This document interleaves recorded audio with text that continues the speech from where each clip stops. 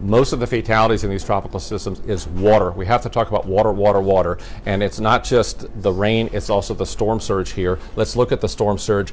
Independent of that category, it is about the speed and the size of the system that can make the storm surge really in incredible numbers here. We're still looking at that 9 to 13 feet on some of the coast of North Carolina, even northward. So even northward, well away from the center, well away from the cone, you can still get these high values. And the longer we hang around with those hurricane force winds, the further inland you can push that storm surge. Not going to be surprised to see storm surge a mile, mile and a half inland, maybe even 2 miles or more in some cases, the longer we have this system hang around. So that's another one of the threats with the water.